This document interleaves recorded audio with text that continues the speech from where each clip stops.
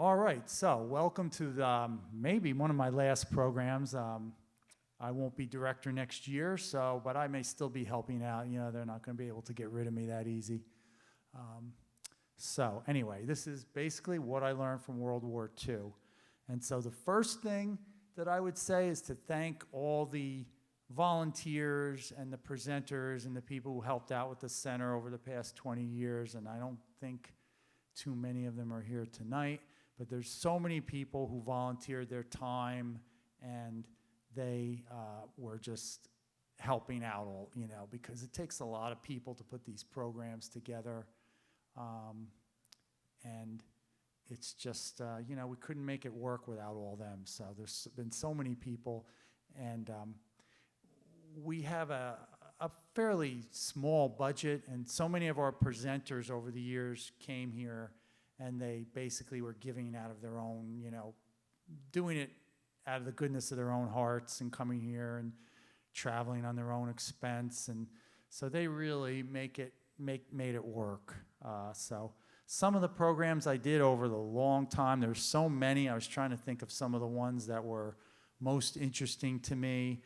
I did one program on J.D. Salinger's war experiences, and a lot of people maybe who've read some of his work, like, of course, The Catcher in the Rye and 9 Stories and Franny and Zoe and all the other books, don't know that the centerpiece of his whole literary career, his whole life, in fact, was the war. He was in D-Day. He fought his way across Europe. He was an intelligence officer, and he even stayed in Germany after the war, and he was interrogating Nazis to find out if they were redeemable, I guess is the word. I don't know what the word is. Were they supposed to go to the Nuremberg trials, or were they going to go back to life in Germany? That was his job. And Kenneth Slawensky, who was the author of this best-selling book, he is just one of those people. He agreed to come to Brookdale for free and just, you know, yeah, I'd love to talk about J.D. Salinger's war experiences. And I had another student of mine who was a Marine in Iraq, Matt Craw. He was at this event too. And also a good friend of mine, Charles Johnson, who was a poet laureate of New Jersey, and he was a Vietnam vet. So they all kind of fit in. They're all writers, and they all kind of fit into the theme. But it's very interesting, and if you ever do read The Catcher in the Rye, or you reread it, or if you ever read it, everybody thinks it's a story of just a disaffected teenager who has trauma over losing his brother. You know, his brother died. But it's really about a guy who's been to war. And Salinger had the book with him all throughout the war. And in fact, in between battles, they would stop, whatever, by the side of the road or whatever. He'd set up his little typewriter there, and he'd start working on The Catcher in the Rye. So it was a book that literally went through the whole war with him. And if you're interested, this is a great book to read. I think it's the best book about Salinger. So I won't stay too long on any one slide, but it's a very interesting story. And he actually married a German woman her family were Nazis right after the war. And of course, you're not even supposed to fraternize, you know, you're not supposed to date them or whatever. And he brought her home to meet his Jewish family in New York. And you can imagine that didn't go very well. And it was a very short marriage. But there's so many stories with J.D. Salinger and the war. It's incredible. So I would strongly recommend check out that book. You'll love it. It's very interesting. But most people don't think of Salinger. They don't think of the war. This was another really great program that we did.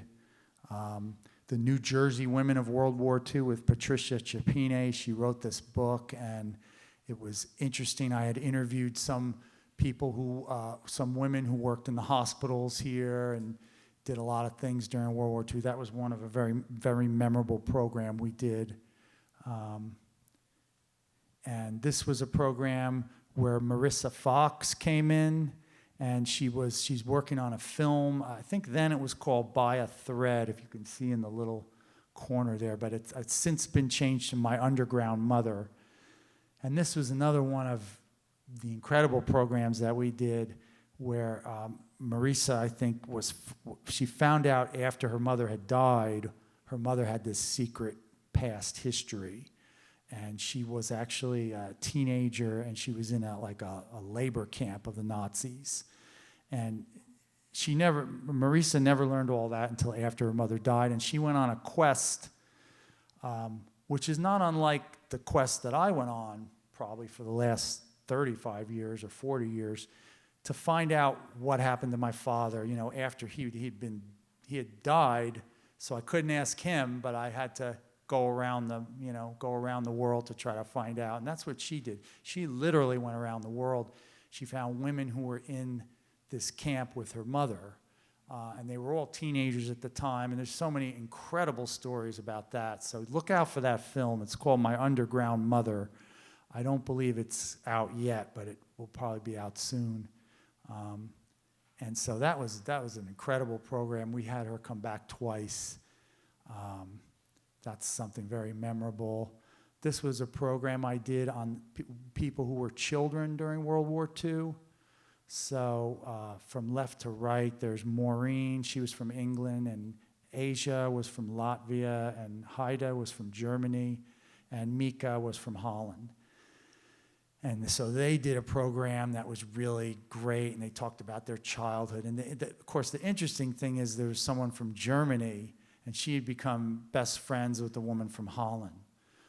And of course, they were just little children during the war, but that was one of the more interesting aspects, that they developed a friendship over the years.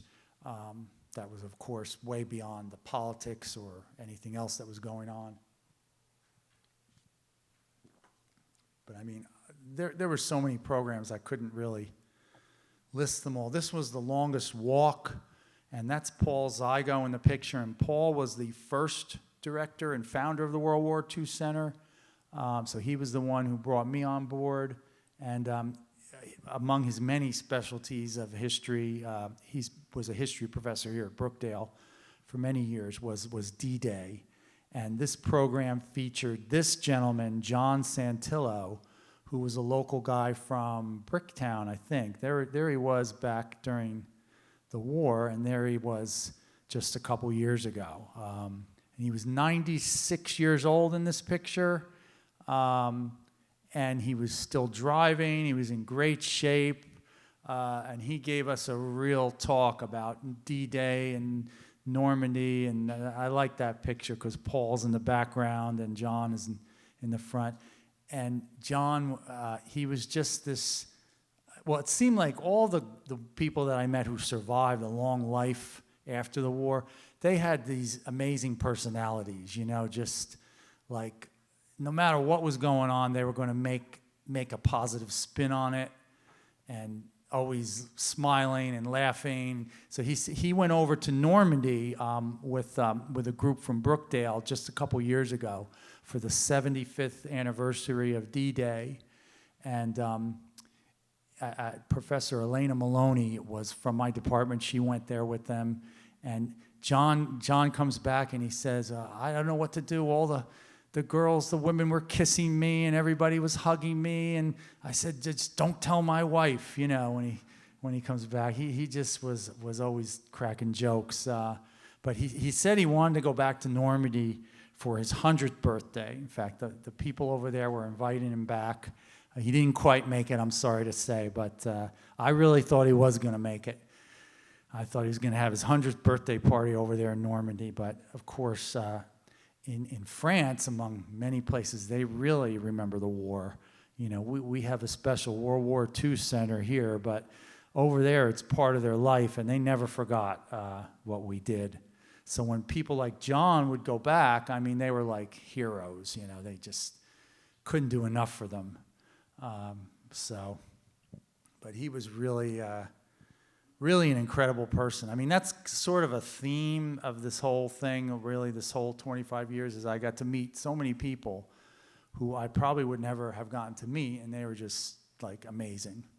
So this was a book that Matthew Craw wrote. He was one of my creative writing students, and he was a Marine who was in Operation Iraqi Freedom. So that was his first book that came out, that he started in my class.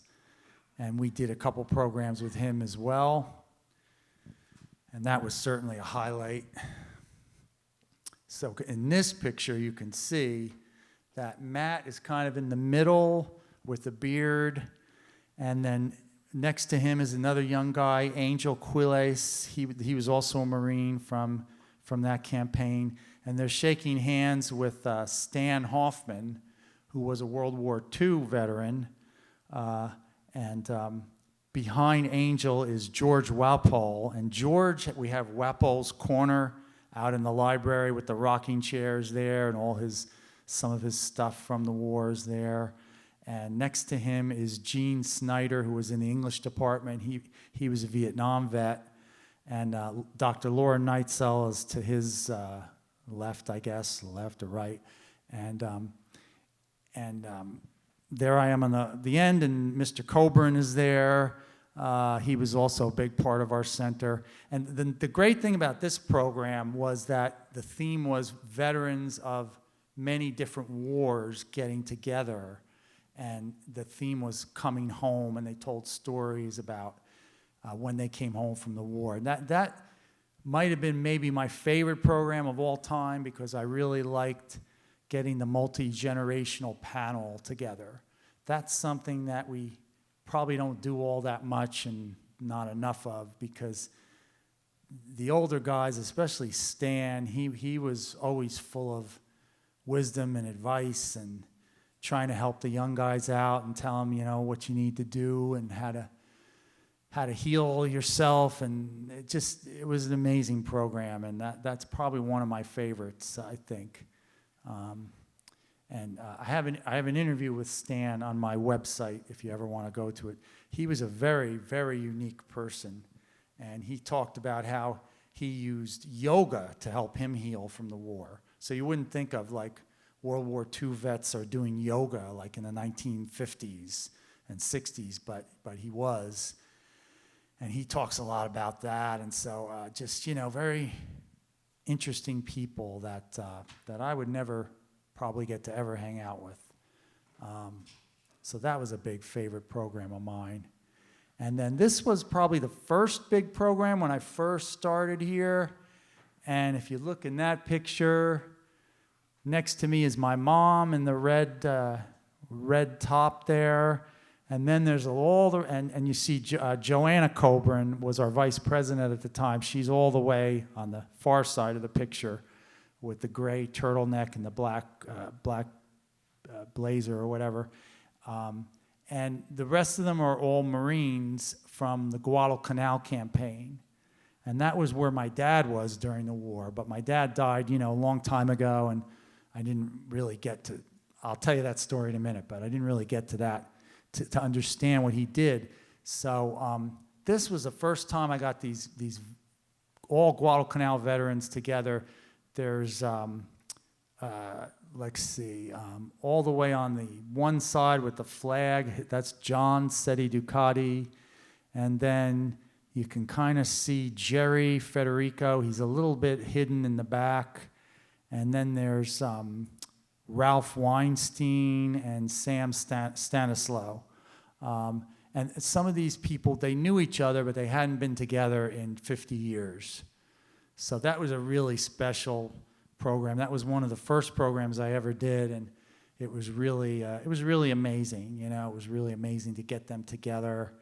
And a lot of them didn't want to talk very much. Or they said, Jerry especially in the back there said, "I'm not saying a word. I don't know why you're inviting me." And then I couldn't get the microphone out of his hand. He was talking the whole time. And Jerry's wife told me the same thing. She said he hadn't spoken about the war ever.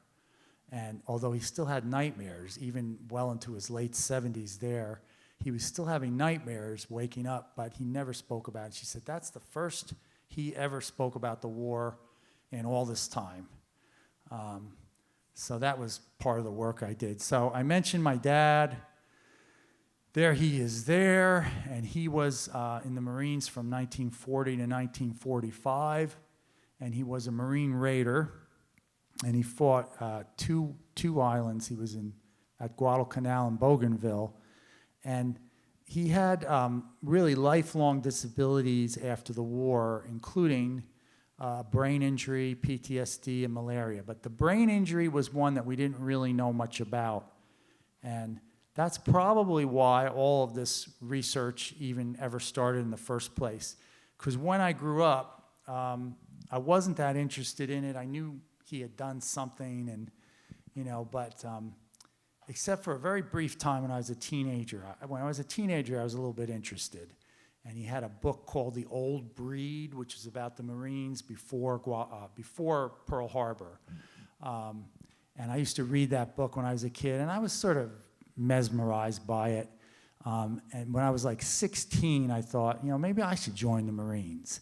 Now, if you know me, and anybody who knows me, I'm like the farthest thing from a Marine you could ever find on planet Earth, right? My students think I'm an old hippie from Woodstock or something, but I'm not that old. I mean, I wasn't at Woodstock, but for that one summer, I was very interested, and so I filled out a little card.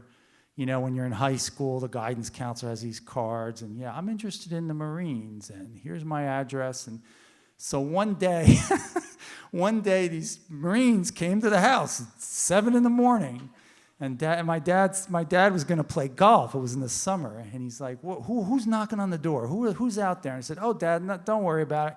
Just a couple Marines. They want to talk to me. And he said, a couple Marines want to talk to you? He said, can I sit in on it? I said, sure. So to make a long story short, my dad's talking to them. He's like, well, if my son goes into the military, he's going to graduate college first, and then maybe he'll go in as an officer. But I thank you for coming over. And he had a beer with them at 8 in the morning. They had a beer. And he said, yeah, I was in the Marines too. I was at Guadalcanal. I was a Raider. And then they were just like, oh, okay. Have a nice day, sir. And they left real fast. But that was my brief encounter. But after that, I wasn't that interested. I honestly, it just didn't seem to me, but what's so interesting about World War II, right? Which is funny for me to say that. But I wasn't that interested. But the thing was, my dad died in his 60s. And there he was when he had just signed up. He was about 17 years old there before the war. But he died, and he had these disabilities, and we never really knew the whole story, right?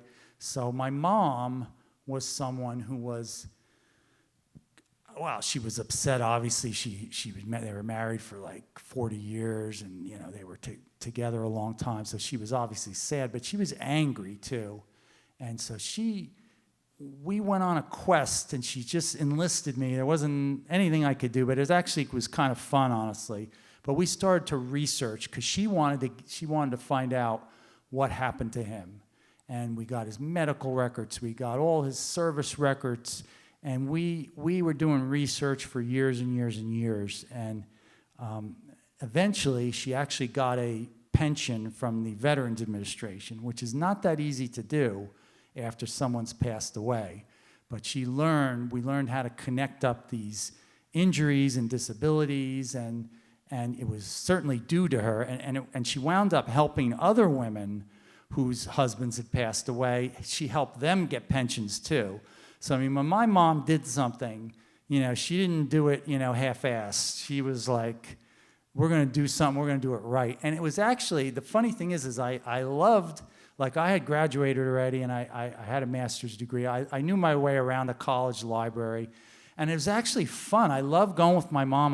We went to the Rutgers Library, and we were looking up all this medical stuff to prepare a case, and it was actually really fun, like we had, it sounds weird to say that, but it was just fun being together with her and trying to just help her, find out, because my mom was she liked justice. She didn't like injustice in the world, no matter what it was.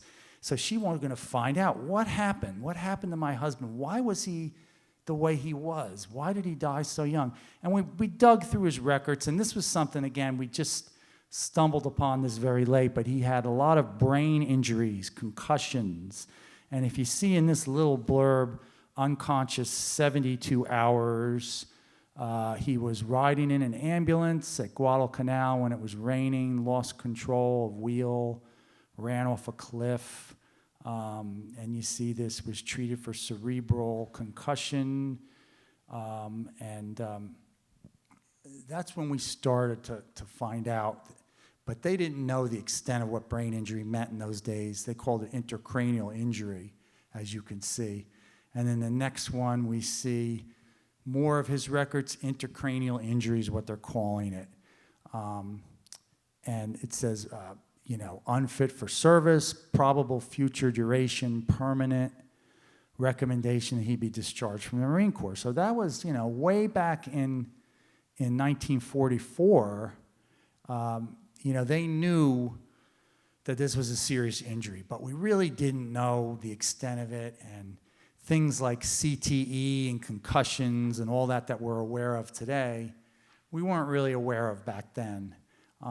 But this was something, like my mom was really ahead of her time, because she said, I know that this affected his brain. I know that a lot of things that happened to him in life and decisions that he made didn't make any sense. And that is a part of brain injury that I think we still don't really understand. But so that's what started me on this whole quest. So the first Marine I met from Guadalcanal was named Bob Worthington. And what my mom had done simultaneously during this time, she put some ad in a magazine. I don't know if it was a Marine Corps magazine or something. Maybe it was Leatherneck magazine. I don't know. And she said, if there are any Marines who were with my husband on Guadalcanal, I'd like to hear from you. I'd like you to tell me what were his experiences. And Bob she got a stack of letters, by the way. She got a stack. And they're incredible to read. But Bob was one who kind of stood out from the crowd. And he actually invited my mom out to where he lived. He lived in Coos Bay, Oregon. And my mom went out there a couple times to meet him. And eventually, I have Bob to thank for all of this, probably for me getting my job and everything else that happened. Bob would not leave me alone, because my mom would say on the phone, in those days we didn't have cell phones. We had like the phone in the wall with the wire, and she's sitting there. She says, oh, Bob wants to talk to you, Mark. And I'm like, why does he want to talk to me? It's like, he wants to talk. I told him you're a writer. He wants to talk to you. So eventually, Bob and I struck up conversations and friendship, and he said, basically, you're going to write my book. I want to write a book about my life, and you're going to do it. And so he kind of sucked me into the whole thing. And Bob I just loved him. I can't even tell you. He was such a unique person. He was just very, very, unique is the best word, because he had been through so much, and he didn't want to die without telling his story to someone. And I was the one he picked. So I made a couple trips out to Coos Bay, and Bob would sit there and dictate his story to me, and I'd be writing it down. And eventually we came up with a book called The Tiger is Dead, and it became a website that I did. And the book is on there, and also that's where I started to interview all the other Marines, and even some other people who weren't Marines, nurses, and I actually put the manuscript of the book that we wrote together up there. So let me see if I can get this on here. Let's see, how do I do this? I have to move it like that. Okay, so but now what do I do? Now I have to make this big. Okay, so the thing about Bob was that he was another one, kind of like my mom in a way that I can see why they got along. He was also concerned with justice, and he felt like people don't know what veterans go through, and nobody's really telling the true story. And so he wanted to tell, he wanted to tell the dark side of everything. And he had led a very difficult life, even before the war, but especially after. So his stories were again and again about, really difficult things. So here's just a little blurb, a little excerpt. Bob was sent to Mare Island Naval Hospital in Vallejo, California. The first morning he was there, a Navy doctor and his corpsman came around rather early.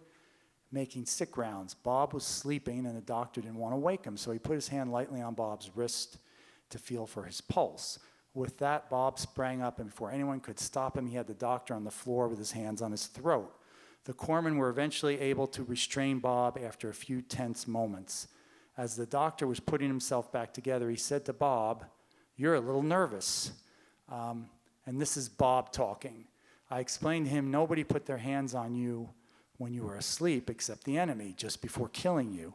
It was the practice of the Japanese to come among us at night when we were in our foxholes. If we heard them crawling, we would say, 'Who's there?' We would get replies like, 'It's me, Joe, I need a match.' We would answer, 'Okay, Joe, come and get it.' We waited in the foxholes, ready with our knives. When they looked over, we would grab them, plunging our knives into them on the way down. If Joe had been an American, he would have whispered back Lollapalooza or Lulabelle, since the Japanese could not master the L sound, producing it as an R instead." So Bob was really kind of fascinated with telling those stories. And he really wanted all the stuff to come out. And so the way it turned out, when Bob was getting near death, he was also wounded at Guadalcanal, but he never received a Purple Heart. So here's a picture of Bob getting his long overdue Purple Heart. And the man presenting it to him is Colonel Mitchell Page, who was a Medal of Honor winner, I believe, also on Guadalcanal. And so after all those years, Bob finally got his Purple Heart. And I think for him, telling me the story was also really like a redemptive thing for him. And he didn't really get to live much longer than that. I'm just trying to see if I can pull up one little story here. He didn't really get to live much more after that, but getting his Purple Heart was a big deal to him, and he had had a stroke only a few days before that. So it didn't matter. He was determined. He said, "I'm going to that ceremony. There's no way I'm not going." And Bob was the one who really started me on all this, and he told me, "Here's some other guys you should interview, and you should get the whole thing going." So what started out as just talking to him over the phone and visiting him, I started to interview other Marines, and then I started to work for the Library of Congress and building up my website, and it just went on and on and on, and it's really because of him. So that was really something that was pretty important to me. Oh, here it is. Okay, yeah, I just wanted to get to one other little part here. Let's see if I can find this real quick. We'll do this.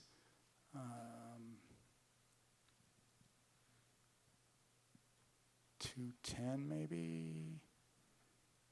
Yeah, so this was kind of a big deal where he was when he got his Purple Heart.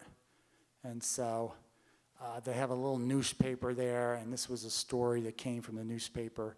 57 years ago on a remote Pacific island, Robert Worthington, then a young Marine Corps private, was wounded in the line of duty. Normally, Worthington would have been awarded a Purple Heart, but it was 1942, and Worthington was on Guadalcanal where nothing was normal. Worthington survived the battle, but he never got his medal. But this June, thanks to the testimony of Medal of Honor winner, Worthington will finally receive his decoration. And in 1942, Worthington was one of the men of the 1st Marine Division who landed on Guadalcanal. It should be August 7th. I don't know if that was my mistake or theirs. Let me just move ahead a little bit. Bob said, "If you were wounded like me, they just patched you up and you went back out. No medals were awarded for being wounded in action at that time. Purple Hearts were only awarded to men so badly wounded they had to be evacuated. Although he received other minor wounds in the following months, Worthington managed to live through the fighting." And then he says, "We were deprived of sleep. We had malaria. We had no emotions left except anger. That's what sustained us in battle. However, the strain of combat has left him suffering from post-traumatic stress disorder. He also developed a serious heart condition, which doctors told him is terminal, which he attributes in part to the strain of the battle." Bob had met a doctor out in Oregon whose name was Clarence Carnahan. He was at the VA, and he was a really amazing doctor, and he was the one who kind of helped Bob in the last years of his life. And Dr. Carnahan had always worked with the most severely wounded, mostly from Vietnam. And there's a lot in the book. If you want to see the book, it's on my website, and you can look at it for free. But Dr. Carnahan gave me a long interview, and he said if you want to help veterans, the best way to help them is simply to listen without judgment and just let them tell their stories. And so that's what he did for Bob. And I think Bob had some closure at the end of his life, but he had been through a really crazy life. If you read the book, but he was self-medicating for many years, and he just had a very, very rough time of it. But he was like nobody I ever met. He was so brilliant. He never went to college. He only graduated 8th grade, actually. Didn't even go to high school. But he was one of the most brilliant people I ever met. I loved just sitting and having him tell me stories about everything. And it was just one of the best things I ever did was getting to know Bob. So, wherever you are, Bob, if you can hear me, I hope you know that I really thank you for taking me into your life a little bit. So then, while I was doing that Tiger is Dead theme book and website, I happened to be in New York one day. I think I was down in the Village somewhere, and I was in a restaurant, and I saw somebody had a picture of a tiger, and it was a really interesting picture, and I said, yeah, where'd you get that picture? I like that. I'm doing a website called The Tiger is Dead. I would love to have a picture of a tiger like that, a painting. And he said, oh, there's this old homeless guy down on 6th Avenue. If you go down to this corner, you'll see him out there. He's the one, he does these paintings of tigers. And he'll probably, he'll make one for you if you talk to him. So that guy was Jimmy Miracatani. And at that time when I met him, this was around 2000, the year 2000, he was homeless, living on the streets of New York and doing his artwork. And me being kind of the way I was back then, I would just hang out with Jimmy and stay all night with him and talk to him and, buy him coffee or tea or whatever he wanted. And he would tell me stories too. And he told me the most wild stories, all these things. And the funny thing was, at the time I was in New York, I was also going to a therapist in New York. And I would tell her sometimes, what'd you do last night? And I would tell her. And I said, I met this guy, Jimmy Miracatani. He's a really interesting guy. He was an artist from Japan. And she says, Jimmy Miracatani, where'd you meet this guy? Oh, he's a homeless guy. He's a homeless guy. You're like, okay, Mark, you're hanging out all night with homeless guys. Okay, that sounds like a plan. But I told her, I believe everything he tells me. I believe it. I don't think he's making this stuff up. I think everything is true. And so, it kind of went on, and that was right before 9/11. And this was right in the neighborhood, right near the trade, not too far from that neighborhood. So after 9/11 happened, I didn't know what happened to anyone. Everything was different. And what I found out was that I was teaching a class maybe about 10 years later, and I was talking about Jimmy. And one of my students says, oh, Jimmy Miracatani? Yeah, I just saw a movie about him. He's the guy who draws the cats. And I said, what? You saw a movie about him? Where did you see a movie? And she said, oh, yeah, there's this movie, The Cats of Miracatani. And I said, and so it turns out everything he told me was exactly true. And he was born in Japan, but he had dual citizenship. He lived in the United States during the war. He was a teenager. And he was sent to an internment camp in Tule Lake in California. And later on, only after all that, I found that there was a film about him called The Cats of Miracatani, which I think you can stream it. And it's all about his story of how he was put in the internment camp and how he lost his citizenship. he renounced his citizenship. At a certain point, they said to them, "Hey, do you guys want to get out of here? Just sign these papers, and you can leave." And the papers were renouncing your citizenship. Actually, I have this wrong. Yeah, Jimmy was born in Sacramento. He was born in Sacramento. I have that. You just said that, it struck a chord. He wasn't born in Japan, but I believe Jimmy had studied art in Japan, and then he came back to the country. But yeah, I mean, there's a lot of stories like that. But Jimmy had told me these stories. We're sitting around freezing to death. You know, it's New York in the wintertime, in the middle of the night, and he's telling me these stories. I'm thinking, how is this guy alive? You know, with all he went through, and to even be like in your 70s and be homeless in New York. I mean, this is a strong, strong person. But all these stories, that's the tiger that he drew for me that I put on my website, and I still have it. But that was his signature tiger. That was his work of art there. But he would do cats for anyone who would come by. If you just came by and you talked to him and you said you wanted he would do a cat drawing for you. But all the stuff, I never learned what happened to him until after the film came out.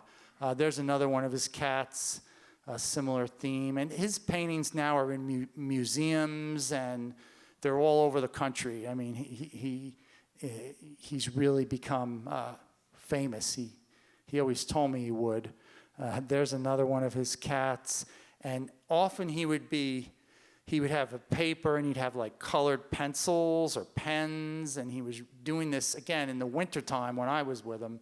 So, you know, your fingers are freezing, he's drawing. I mean, he was just an amazingly strong person. There's another one of his cats. And so the film came out. Here's just a little clip, just a minute or so. But this kind of told the whole story, which I didn't realize. But I did believe him. You know, I believed him, even if, you know, all the stories he told me sounded so crazy, but they weren't. So you can't really see it there, but he's just down the street from the World Trade Center. And when the Trade Center was attacked, he was literally still there working on his art. He didn't even get up. So if you can imagine that, the whole world is coming to an end right around him, and he's literally sitting at that table. He's still working. He barely even looked up. And he was so dedicated to his art. That's how he was able to do it when he was homeless. That's how he was able to keep his life together, because he had given up his citizenship, you know, when he was in his teens, and so he had no life. I mean, he had never really had a job. He was basically like a person without a country, and he had a very interesting life. He worked for Jackson Pollock, the artist. He was his chef, and he did a lot of other things. But eventually, he wound up being homeless because the guy he was working for at the time died, and so he had to leave. He was living on Park Avenue. He was working for somebody as a driver.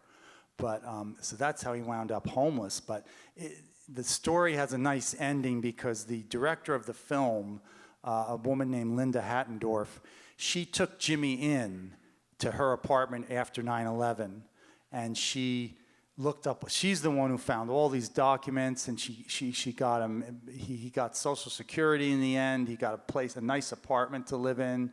He really had a lot of good things happen to him in the last years of his life, and he came into his apartment. The walls were all white, empty, and after a very short time, it was filled with his artwork, and his cats were everywhere, and it was just, it really was beautiful what happened to him at the end. It was a fight for her because he didn't want to accept anything from the government. He always hated the government his whole life, and she said, no, you can get money and you can get a place to live. And he said, I don't want anything from them, I'm fine. So it really was lifelong, you know, injuries what happened to him from being in those internment camps. And, you know, he was just an artist. He had nothing to do with the war at all. But he was another one who was really important to me. And then The last one who came into my life was Leslie Schwartz. And Leslie was the one who kind of completed the whole thing because, as I've explained with the other people I knew, there were varying degrees of, I don't know if the word closure, that's not really a good word, but I say healing or, finding peace maybe. There were varying degrees of that. But when I met Leslie, I met him in 2009 at Brookdale. He came to Brookdale to give a little talk, and the next day I wrote a little story about him for my blog, and somehow he found that somebody showed him the story, and he called me up the next day, and we talked every day for like 10 years. He called me 2-3 times a day, and he was known all over the world for his education, so he was particularly well known for speaking to German students about the Holocaust, and he also spoke to thousands of students all over the world. 2 major films were based on his life. One was a documentary, and one was a feature film. The feature film came out a couple years ago. I think it was called, I'll have to think of it now. I don't have it off the top of my head. I'll think of it. Hal Linden played Leslie in the film. It was quite good. But we had press coverage all over the world. And we never had an agent. We never had, press people. Everything we did was all organic. They would find out what we were doing. We were in the New York Times. We were on Fox News. We were on ABC News all over Germany. Because the interesting thing about Leslie was how he had found healing. And for him, the way he found healing, which is a pretty good way, is to help others. So you wouldn't think that a survivor like himself, his whole family was killed in Auschwitz, and he managed to escape and get to Dachau, and he was put in work camps. But you wouldn't think somebody like that would want to do anything nice isn't the right word, but why would he want to help Germany, right? And in fact, a lot of survivors, if you just mention anything German to them, kind of like some of the Marines I knew from Guadalcanal, if you mention anything Japanese to them, they never got over it. They wouldn't even eat rice, or anything like that. I mean, wouldn't drive a Japanese car. So you could imagine, and Leslie even had a lifelong friend, a woman who he would spend a lot of time with. She lived in Brooklyn. He lived in Manhattan. And she had been a partisan during the war. So she was actually fighting the Nazis with her mother, part of the partisans of Vilna. And Leslie and her name was Helena Kusten-Jagendorf. And Leslie and Helena had a lifelong friendship. He would see her almost every day when he was in New York. And he never was able to tell her that he goes back to Germany in the summer, because he also had a place in Florida, and he would go down to Florida. She said, I'm going to Florida. If he had told her that I go back to Germany and I speak to German students and I'm honored over there, she would have never talked to him, okay, because she had never even come close to having any kind of I don't know what the word is, a good feeling about anything German. But Leslie, he was determined to find healing. And the way he did it was to go back to the scene of the crime. So his whole life, he was obsessed with going back to Germany and go back to the places where he was and to find the people who were there. And so he was really obsessed with this his whole life, basically. And as I said, our friendship grew over the years, and I wrote a book with him, it's just amazing. This gentleman in the picture with Leslie is named Max Mannheimer, and he was known all throughout Germany and Europe, and he was doing what Leslie eventually came to do first for many years. And Max was known as the White Raven, and he was honored in countries all over Europe, but he was doing Holocaust education in Germany too, for a long, long time. And again, it's not like they're the only two who ever did it, but it's very unusual. And Leslie would go back to Dachau, and he was a greeter there, so he would meet people when they went to Dachau, and he would walk around with them and talk to them. And so Leslie had really found healing by going back and wanting to promote education. I think there's a phone going off somewhere. And that's the book that Leslie and I wrote together. And that picture of him, he's probably about 15 years old maybe, or yeah, probably 15. And he's actually wearing the uniform of a Hitler Youth. And the reason he's wearing that uniform is when he was liberated from, he was actually in a sub-camp of Dachau.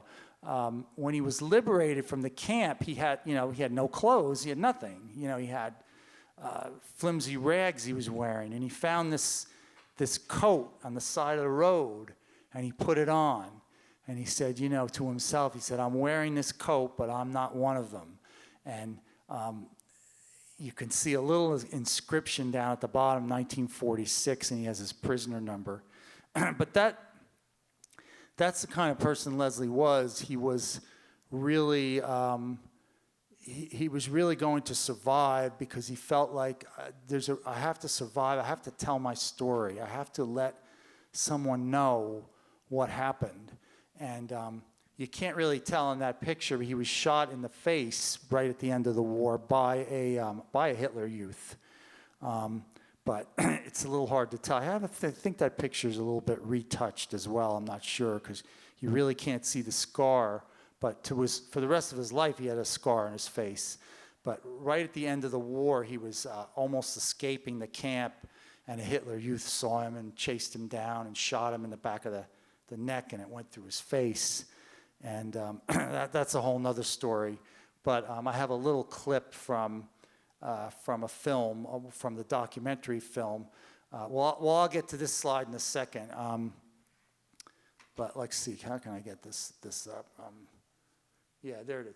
So Bavarian Television made a film about Leslie, and it was about the last days of the war. And the interesting thing about the film and why it's perfect for Leslie is they go with German students today, German high school students, and they research everything that happened to Leslie.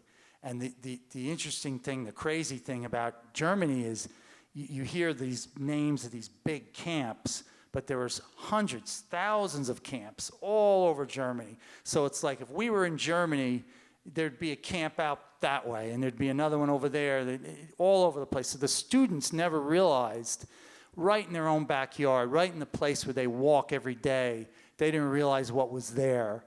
And so they were going with Leslie on a journey to find out the records and find out what happened to him. And that was how he really found healing too, by helping them learn. So here's just a couple minutes of a clip from this film. It's called The Muldorf Train of Death by Beatrice Sonhuter, and it was on Bavarian Television for many years. We came to a hospital where I was examined and told that I had typhoid.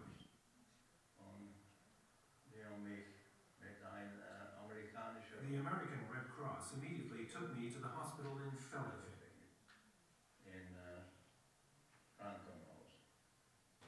An SS doctor operated on his bullet wound.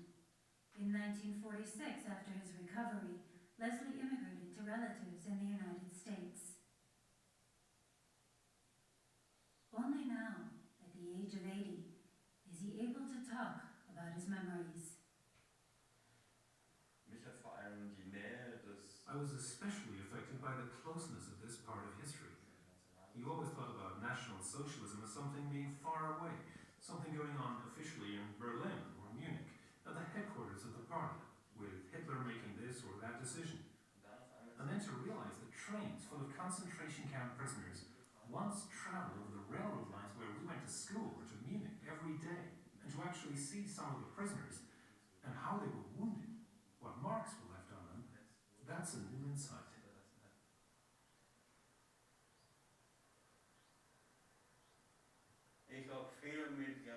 I suffered a great deal, but today I'm feeling good again. Mark was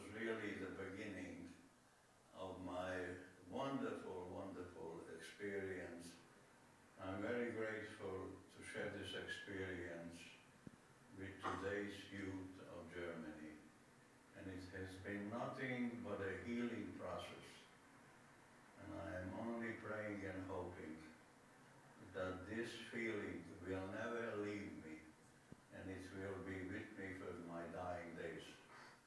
So I am very grateful to all of you, and it was great working with you all. Hopefully we meet again.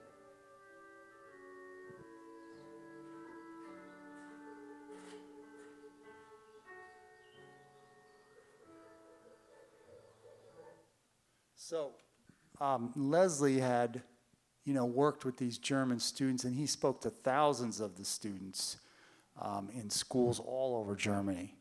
Afterwards they would come up to him and they would hug him and they would cry with him. And as far as I know, Germany is the only country in human history who perpetrated a genocide and then actually teaches about that genocide in their schools. Because I don't believe they do this in Japan, and I've never heard of any other country actually teaching about what they did.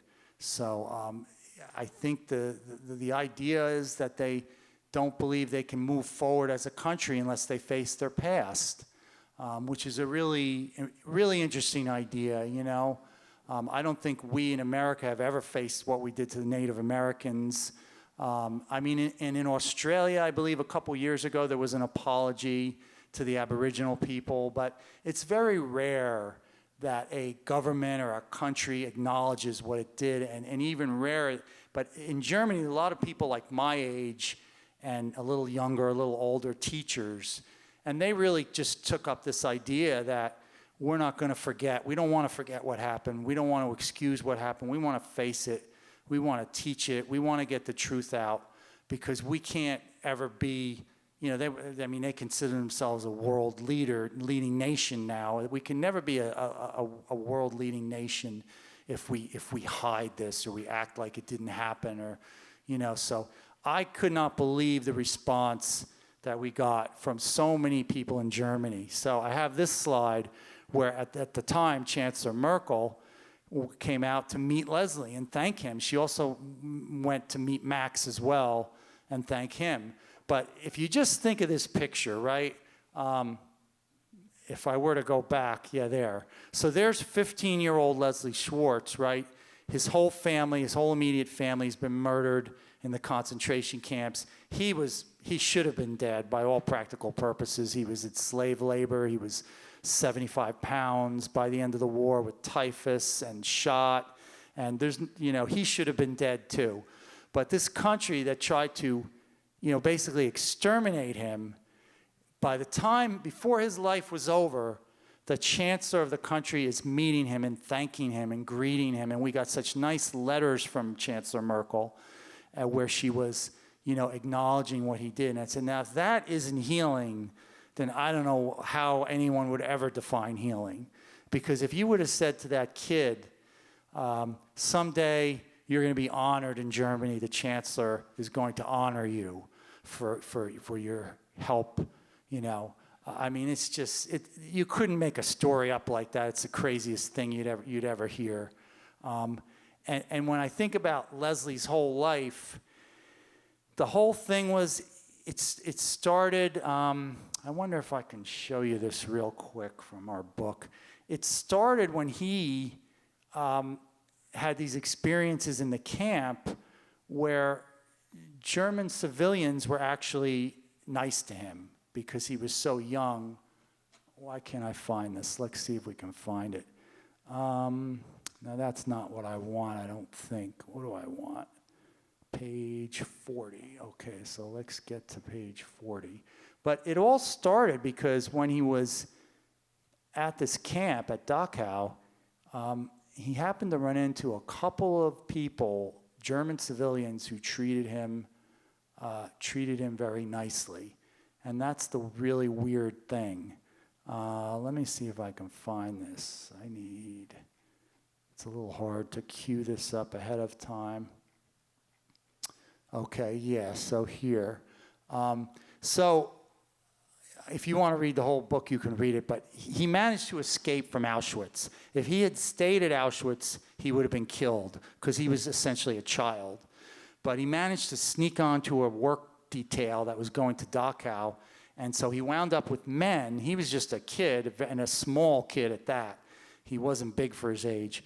But here he's a little kid amongst men in a work camp outside of Dachau. So if you take it down a little bit later on, I had a good deal of freedom to move around the town. So I began looking for people who would give me food when I begged for it. Sometimes I was successful, but what I was soon to receive that summer was even greater than food. There were 2 Germans who made everlasting impressions on me. During this time, their kindness eclipsed much of the evil done to me by their countrymen. They also reinforced the idea that I should not put all Germans into the same category. One such person was Martin Fuss, the train station gatekeeper at Karlsfeld. He noticed me standing across the tracks from him one day and approached me. We struck up a friendship. He would often bring me liverwurst sandwiches and help keep up my spirits with his incredible kindness. Our meetings went on for months. Many years later, I discovered Fuss had a son my age. Perhaps that's why we bonded so closely. But didn't other Germans also have sons my age? What grace allows one person to open his eyes while others remain blind? Back then, I don't think he knew how much his small acts of generosity meant to me, but they helped save my humanity because I was becoming increasingly filled with hatred and hardness. I became tough, like an animal, in many respects, but there was still a human heart underneath that might have been forever poisoned with hatred for all things German, or all things, period. Not long after meeting Martin Fuss, I met a German woman who became like a mother to me. She offered me compassion above and beyond anything I could ever have imagined possible at the time. She became my soul's protector. Agnes Reich was a stout woman with a kind face and warm and happy eyes. She was a farmer's wife. One day she was carrying packages and walking back from the bakery pushing her bike. I stepped out in front of her asking if she could spare a small piece of bread.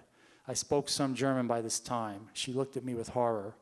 As I again reflect upon these events so many years later, I wonder what was so different about her heart that she could not ignore me like so many others. I was emaciated, bones protruding all over my body. I don't think I had seen my own reflection since leaving my hometown in Hungary, but I must have looked awful. Full of disbelief while trying to reconcile the voice and image standing before her, she said, "Little boy, why are you here?" I pointed to my prisoner number. "Oh, you cannot be a political prisoner." With just one glance, she seemed to grasp the essence of the crimes being committed in her country, almost as if we had been going through this together.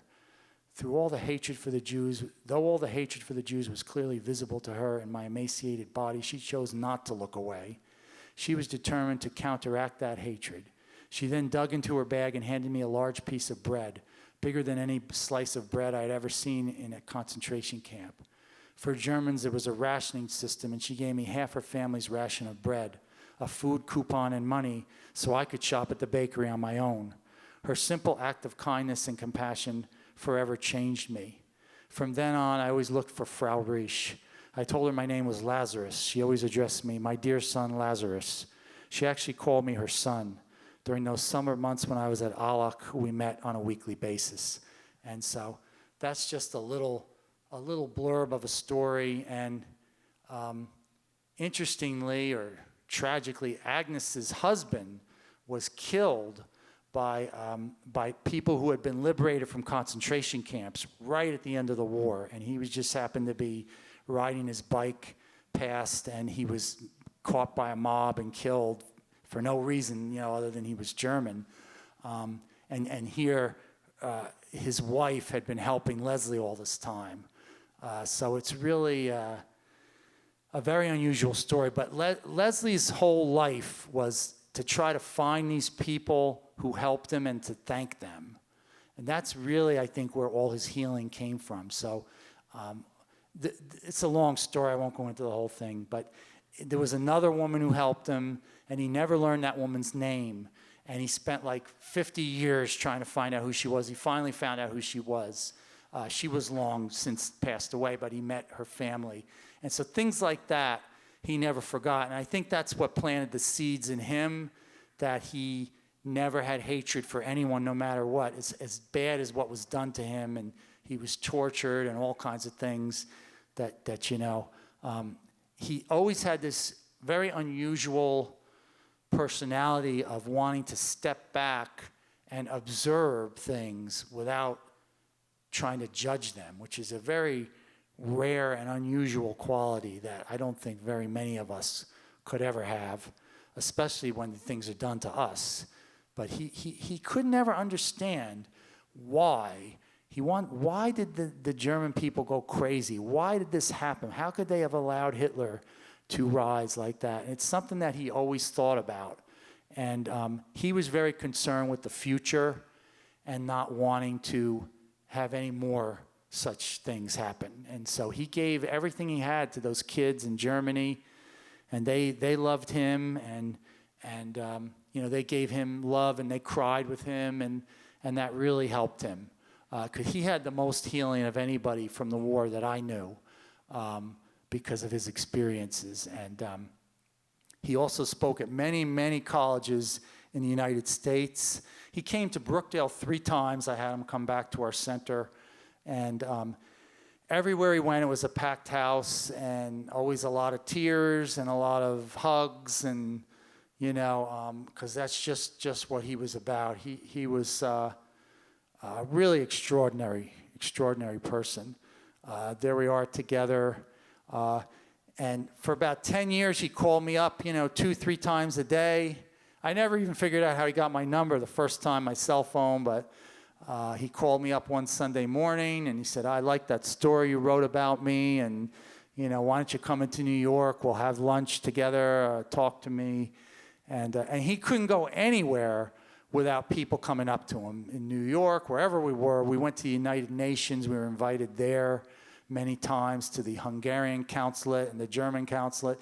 And he couldn't go anywhere without people stopping him, talking to him. He was really like a rock star. He really was. I'd like to think that if I helped him at all, I helped him to find his voice. Because when he started out, he didn't like to talk in front of people. He's another one, right? For 60 years, he kept his mouth shut, or 50 years, whatever it was. Never said a word to his family. And in fact, when he came to this country, his uncle in Los Angeles said, now listen, whatever happened to you, you just forget about it. And he was 17 at the time. He said, just shut up. Don't talk about it. Don't ever think about it. Just let it go. No one here wants to hear about that. So he just sucked it up, and he never talked about it all those years until he got older, until he met me, right? I'm always dragging stories out of people, but we wrote a book together. He did so many speeches at Holocaust memorials all over Europe. It was really maybe the best 10 years of my life was working with him, because I just, you know, I don't get to meet people like that every day. And I have a little clip of Leslie. Again, this is, again, sort of who he was, 2154. Now, in this particular case, he had been invited to Mississippi to speak down there. And this is a beautiful little scene where he meets a veteran of the Army who had liberated camps where he was. So, but this is who Leslie was. Anybody who ever helped him, he wanted to find them and thank them and tell them he loved them. His memory has faded a bit, and on the day of their meeting, he was hospitalized for health issues. But that didn't stop the 2 men from having a joyous and emotional connection. If you guys are not there, I would have been dead. The first American that came to get me was from the medic, and they took me to the hospital. Yeah. You know, as much as I was able to know about the so-called Negro folks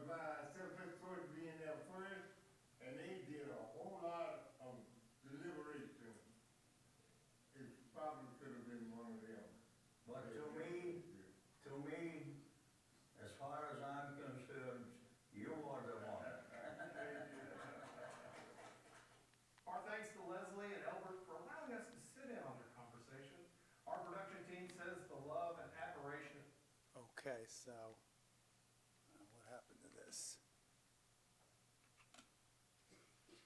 My technology is failing me here. There we go. Okay, we'll get to that in a second. So, yeah, that was sort of the spirit of Leslie. Anywhere he went, he, kind of created that love, and being thankful. So to circle back, I'm sort of getting to the end. I saved a little time for questions, and so I hope we can have some questions and comments. As I said, my dad died pretty young, died in his 60s, and we didn't really talk much about the war.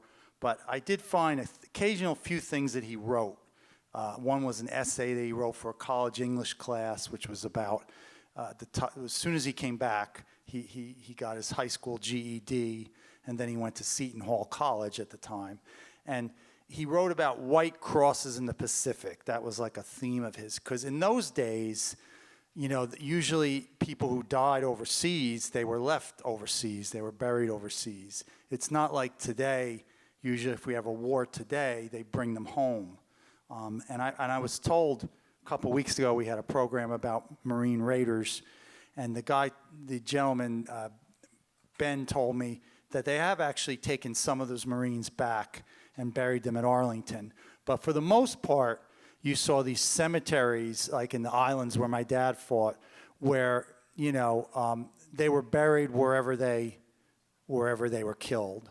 And you just see these services. These are actual photos this was sent to me from a friend in Australia named Pete, and he is a real Guadalcanal expert. He has so much stuff.